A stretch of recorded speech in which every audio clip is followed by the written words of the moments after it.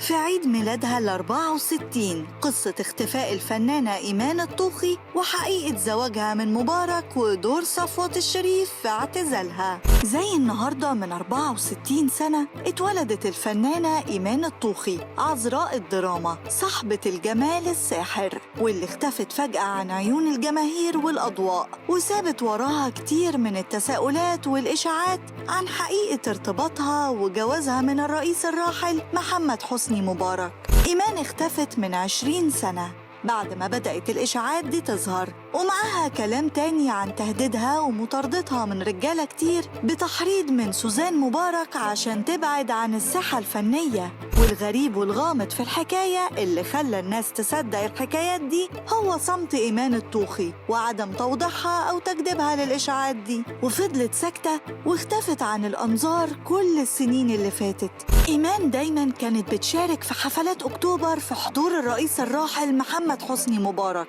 وفي حفلة من الحفلات دار بينهم كلام وسلام حار من الرئيس ليها، وده ساهم في صعود النجمة وبدأت مشاعر الغيرة من مطربات جيلها، وبعدها بدأت نيران الإشاعات حواليها. وبعد فترة تلقت إيمان دعوة رئاسية عشان تغني في حفلة حضرها الرئيس، وكان معاها وديع الصافي وسيد مكاوي، وبدأت الإشاعات تكبر أكتر لحد ما اختفت إيمان وقررت الاعتزال. واتقال كمان وقتها إن زكريا عزمي رئيس ديوان الرئاسة كان بيحبها وعاوز يتقرب منها وهي رفضت، وكلام تاني إن سبب اعتزالها الفن هو وزير الإعلام الأسبق الراحل صفوت الشريف اللي قتلها فنياً بأوامر من سوزان مبارك، واللي أكد الكلام إنه رفض عرض مسلسلها الناجح جمال الدين الأفغاني على شاشة التلفزيون المصري، وتم إبعادها نهائياً عن التلفزيون. إيمان كانت في عز شهرتها ونجوميتها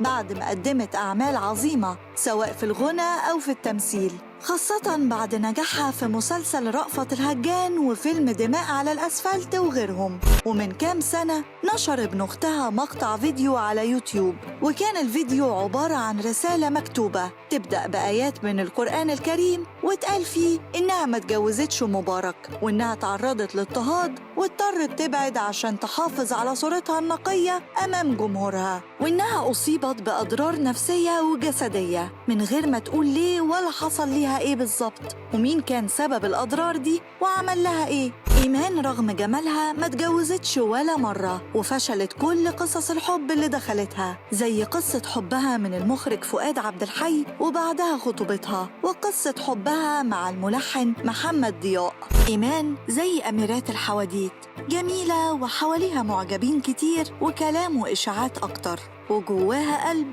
مكسور ومظلوم.